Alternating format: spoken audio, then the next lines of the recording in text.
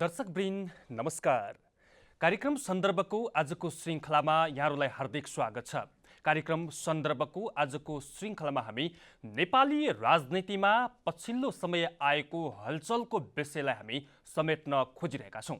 मुलुक कोरोनाबाट स्तब्ध भएका बेला प्रधानमन्त्री केपी शर्मा ओलीले क्याबिनेटमा ल्याउनु भएको अध्यादेश राष्ट्रपति विद्यादेवी भण्डारीले जारी गर्नु भएको छ।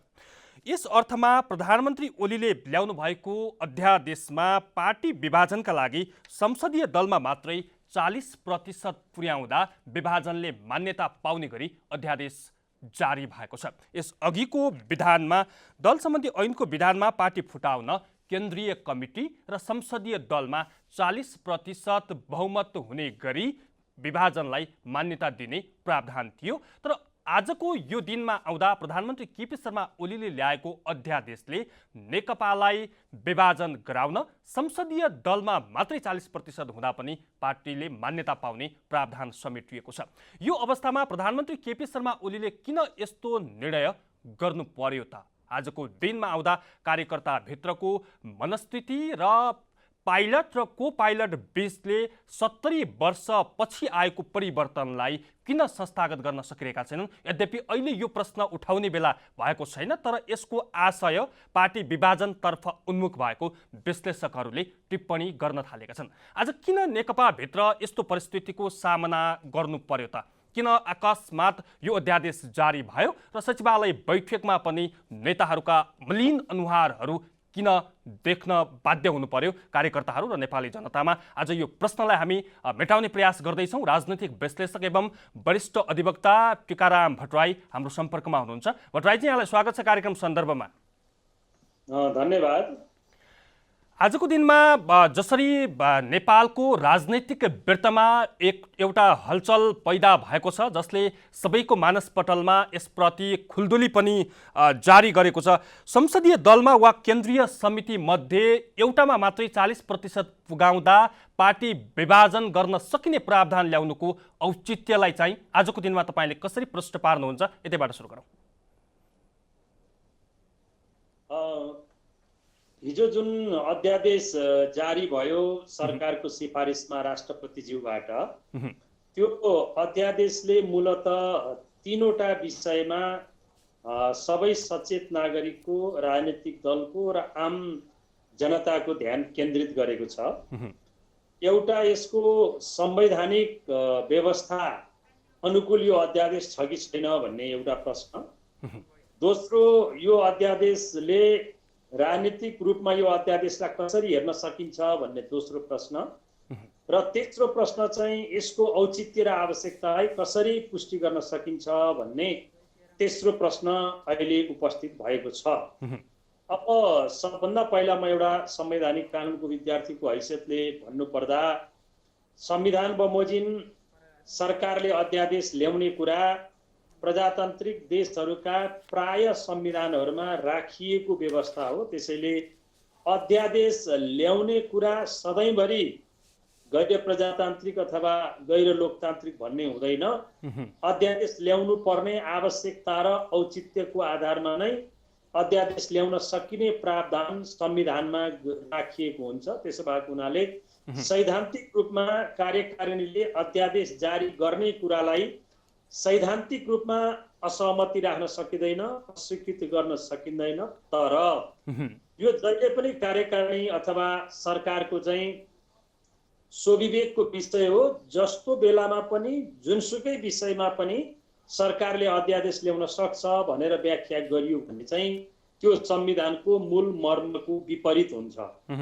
अध्यादेशको सन्दर्भमा अमेरिकामा होस्, क्यानाडामा होस्, अस्ट्रेलियामा होस् वा भारतमा होस्, धेरै विवादहरू त्यहाँ उठे।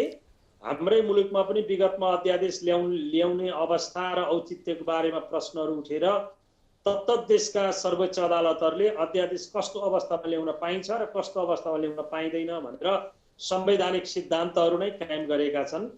यो परिवेशमा हेर्दाखेरि अहिले जुन दुईटा अध्यादेशहरू जारी भएका छन्, यो दुईटा अध्यादेशहरू चाहिँ संविधानको धारा 114 मा प्रष्ट रूपमा लेखिएको जुन संवैधानिक प्रावधान छ त्यो संवैधानिक प्रावधानको औचित्य पुष्टि हुने गरिकन यो अध्यादेश सरकारले जारी गरेको भन्ने कुरा भन्न सक्ने ठाउँ छैन।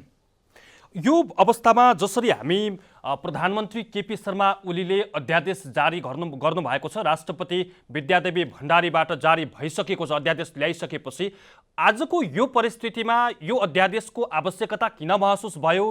पार्टीमा प्रधानमन्त्री केपी ओलीले आफूलाई कमजोर महसुस गरेर हो, या चाहिँ नेताहरूलाई तर्साउने एउटा अस्त्रको रूपमा लिनु भएको हो, या चाहिँ अर्का अध्यक्षलाई तर्साउने अस्त्र हो भनेर जसरी यो टीका टिप्पणी भइरहेको छ, यसमा चाहिँ यहाँको विश्लेषण के छ भट्टराईजी? अब यो राजनीतिक कुरा गर्दाखेरि चाहिँ अब के कारणले यो ल्याएको हो भन्ने कुरा चाहिँ सरकारको तर्फबाट अहिलेसम्म त्यसको औचित्य पुष्टि गरिएको छैन। यस्तो अवस्थामा यो कारणले ल्याउनु पर्यो, तत्काल नल्याइकन नहुने अवस्था थियो भन्ने कुरा प्रधानमन्त्रीले वा सरकारका प्रवक्ताले वा सत्तारूढ पार्टीको हिजो संसदीय दलको बैठक बसेको सचिवालयको बैठक बसेको हामीले थाहा पायौं। त्यो सचिवालयको बैठक बसेर प्रवक्ताले जे विज्ञप्ति जारी गर्नुभयो र सार्वजनिक सञ्चार माध्यममा प्रतिक्रिया दिनुभयो, त्यो प्रतिक्रिया हेर्दाखेरि पनि अब के कारणले अध्यादेश जारी गरेको भन्ने कुरा स्वयं सत्तारूढ दलले जनतालाई सन्तुष्ट पार्ने गरिकन जवाफ दिन सकेको छैन। स्वयं मन्त्री वा सरकारका प्रवक्ता वा प्रधानमन्त्री कसैले पनि यो यति कारणले अहिले नै ल्याउनु परेको अध्यादेश भन्ने कुरा, त्यसको राजनीतिक औचित्य, संवैधानिक औचित्यको कुरा मैले अघि गरिसकेँ। संवैधानिक औचित्यको दृष्टिकोण हेर्दा तत्काल नगरी नहुने अवस्था, यस्तो अवस्था कि अर्को संसदीय अधिवेशन कुर्दा अब मुलुकमा ठुलै वित्तीय परिसक्छ, महामारी फैलिन्छ वा राष्ट्रिय सुरक्षामा गम्भीर आघात पर्छ, प्राकृतिक प्रकोप हुन्छ, धनजनको क्षति हुन्छ र अर्को अधिवेशन कुर्नै नसकिने अवस्था भयो भने अनि तत्काल ल्याउन आवश्यक पर्छ भनेर संविधानमा तत्काल भन्ने शब्द प्रयोग गरिएको हो र संसारका सबै संविधानहरूमा यसै गरी नै अध्यादेशको कुरा राखिएको हुन्छ। त्यसैले संवैधानिक रूपमा पनि यसको पुष्टि गर्न सक्ने अवस्था तत्काल के कारणले भन्ने कुरा जनसमक्ष आएको छैन। अब राजनीतिक रूपमा पनि तपाईँले जुन कुरा गरिरहनु भएको छ, राजनीतिक रूपमा अहिले सत्तारूढ दललाई कुनै अप्ठ्यारो परेको भन्यो भनेदेखि अब करिब 2/3 समर्थन संसदबाट प्राप्त समर्थन सरकारसँग छँदैछ। अब संसद बचेको बेलामा यदि सरकारको त्यो 2/3 को समर्थन गुम्न सक्ने अवस्था देखियो, आफ्नै दल विभाजन हुन सक्ने अवस्था देखियो भने त्यस्तो अवस्थामा त्यसको परीक्षण संसदमा नै हुने हो। संसद बाहिर टाउको गनेर प्रधानमन्त्री अल्पमतमा पर्यो भन्न सक्ने अवस्था रहँदैन र कसको कति समर्थन भन्ने कुरा संसदले मात्रै निर्कुल गर्न सक्ने कुरा भएको हुनाले यो अनुमान र आशंकाका भरमा संसद बाहिर यदि त्यस्तो लागेको सत्तारूढ दललाई भने वा प्रधानमन्त्रीज्यूलाई सरकारलाई भने पनि त्यसको औचित्य पुष्टि गर्न सक्ने अवस्था छैन। अहिले सरकार अल्पमतमा परेको वा सरकारलाई अविश्वासको प्रस्ताव आउन लागेको भन्ने कुरा कहीँ कतैबाट देखिएको अवस्था छैन। त्यसैले राजनीतिक रूपमा पनि यसको औचित्य चाहिँ पुष्टि गर्न अहिलेसम्म सरकारले सकेको छैन। यो एउटा अर्को पाटो होला भट्टराईजी, जस्तो राष्ट्रपतिले जारी गरिसकेपछि त विधि सम्मत रूपमा कानुन त लागू भयो नि आजको दिनमा। अनि त्यो कानुन त अब अध्यादेश राष्ट्रपतिज्यूले जारी गरिसकेपछि कानुनको रूपमा लागू भयो। अब राष्ट्रपतिज्यूले पनि यस्तो विषयमा अहिले यो अध्यादेश किन ल्याउनु परेको हो, त्यसको औचित्य के हो भनेर सरकारसँग थप परामर्श गरेको वा विषय विज्ञहरूसँग परामर्श गरेको वा संसदमा उपस्थित भएका राजनीतिक दलहरूसँग परामर्श गरेको त्यस्तो अभ्यास पनि देखिएन। त्यसैले सम्माननीय राष्ट्रपतिज्यूबाट पनि यो अध्यादेश जारी गर्दाखेरि अलि हतारो नै गरेको देखिन्छ। यस्तो हतारोपनले सम्माननीय राष्ट्रपति र त्यो संस्थाको गरिमा जुन छ त्यो गरिमालाई चाहिँ त्यति राम्रो त्यसले शोभायमान गर्दैन। त्यसो भएको हुनाले यस्ता गम्भीर विषयमा राष्ट्रपतिज्यूले परामर्श गर्ने, समन्वय गर्ने, छलफल गर्ने, चित्त बुझ्न भन्ने एकपटकलाई मन्त्री परिषदमा पुनर्विचार गर्नका लागि पठाउने जति संवैधानिक प्रावधानहरू थिए ती संवैधानिक प्रावधानहरू पनि राष्ट्रपतिको कार्यालयले पनि पूरा गरेको देखिएन र सरकारले पनि जसरी हतारमा ल्यायो, हतारमा ल्याएपछि पनि अहिले हामी जे विषयमा छलफल गर्दैछौँ कुनै एकजना मन्त्रीले वा प्रधानमन्त्रीले वा सत्तारूढ दलको नेताले कुनै सञ्चार माध्यममा उभिएर आधा घण्टा यति यति कारणले हामीले ल्यायौँ, यसको औचित्य यो भनेर 1 2 3 4 5 वटा कारण नेपाली जनता समक्ष पुष्टि गर्न सक्ने आधारहरू यदि छन् भने सरकारले तुरुन्त ती आधारहरू जनता समक्ष देखाइदिनुपर्छ, यसको औचित्य पुष्टि गरिदिनुपर्छ। अन्यथा आजको मितिसम्म चाहिँ त्यसको औचित्य र आधार पुष्टि भएको छैन। त्यसैले औचित्य र आधार पुष्टि नभएको कानुन चाहिँ लागू भइसक्यो भन्ने जुन तपाईँको प्रश्न छ, लागू भइसके पनि प्रश्न त निरन्तर उठिरहन्छ। लोकतन्त्रमा जहिले पनि सरकार जनताप्रति उत्तरदायी हुन्छ, जनताप्रति जवाफदेही हुन्छ। संसद बसेको बेला पनि जनताप्रति संसद मार्फत उत्तरदायी र जवाफदेही हुन्छ। संसद नबसेको बेला सिधै जनताप्रति उत्तरदायी हुन्छ। त्यसैले सरकारले जनताप्रतिको जवाफदेहिता र उत्तरदायित्व यो अध्यादेशको बारेमा अहिलेसम्म पुष्टि गर्न सकेको छैन। के कारणले ल्याउनु पर्यो भन्ने कुरा कहीँ पनि देखिँदैन। जबसम्म त्यो कारण सरकारले पुष्टि गर्न सक्दैन तबसम्म प्रश्न उठिरहन्छ। अर्को प्रश्न जस्तो भट्टराईजी, यहाँले यो भनिरहँदाखेरि पाइलट र को पाइलट बीच देखिएको वैमनस्यता राजनैतिक वृत्तमा छताछुल्ल भएको थियो पछिल्लो समयमा दुई अध्यक्ष बीच। यसले गर्दाखेरि कतै प्रधानमन्त्री ओलीले आजको दिनमा मुलुक लकडाउन परेको यो अवस्थामा जब जनता कार्यकर्ता पनि सडकमा आउन नसक्ने यो विषम परिस्थितिमा यस्तो अस्त्र प्रयोग गरेको हुन सक्छ भन्ने विश्लेषण गर्न सकिन्छ। अब दुईटा अध्यक्ष सत्तारूढ पार्टीको बीचमा, दुईटा अध्यक्षहरूको बीचमा यही विषयमा खटपट परेको भन्ने कुरा त त्यसलाई कसैले छैन भन्न सक्दैन। खास गरी सभामुखको उम्मेदवार कसलाई बनाउने भन्ने विषय र त्यस पछाडि एकजना वरिष्ठ नेता वामदेव गौतमलाई राष्ट्रिय सभामा लैजाने कि नलैजाने भन्ने विषय लगायतका अरू कतिपय विषयमा सत्तारूढ दलमा खटपट छ भन्ने कुरा त देखिएको र स्थापित तथ्य नै हो। तर त्यो दुईटा खटपटको कारणले पार्टी नै विभाजन हुन लागेको वा प्रधानमन्त्री नै अल्पमतमा पर्न लागेको वा प्रधानमन्त्रीका विरुद्धमा अविश्वासको प्रस्ताव नै आउन लागेको भन्ने कुरा त कहीँ कतैबाट देखिएको छैन र त्यो छनक पनि भएको छैन। यदि प्रधानमन्त्रीजीले त्यो महसुस गर्नु भएको हो भने पनि आफ्नो दलको बैठक बोलाउनु पर्यो। उहाँसँग दुईटा हतियार छन्। एउटा उहाँ सँगै पार्टीको पनि अध्यक्ष भएको हुनाले आफ्नो दलको बैठक बोलाएर त्यो परिस्थिति आउन लाग्यो मलाई सहयोग गर्नुहोस् भन्नु पर्यो र आफ्ना कुरा त्यहाँ राख्नु पर्यो। अब त्यो पनि बोलाउन सक्ने अवस्था छैन भने उहाँ संसदीय दलको नेता पनि हो। खास गरी प्रधानमन्त्री हुनुभएको उहाँ संसदीय दलको नेताको हैसियतले हो। त्यसो भएको हुनाले संसदीय दलको बैठक बोलाएर संसदीय दलमा आफ्ना अप्ठ्याराहरू गारा साँगुराहरूको बारेमा त्यहाँ भन्ने, आफ्ना संसदीय दलका सदस्यहरूलाई कन्भिन्स गर्ने, व्हिप लगाउने, संसद बोलाउने, छलफल गर्ने, यी सबै कुराहरू त छँदै थिए नि। जुन यी संवैधानिक प्रबन्धहरू छन्, यी संवैधानिक प्रबन्धहरूको पालना नगरिकन एक्कासी भैँचालो आए जस्तो गरी जसरी अध्यादेश ल्याउने काम गरियो, मैले अघि पनि भनिहालेँ, त्यसले के कारणले भन्ने कुरा अब हामीले कारण भन्न सक्दैनौँ।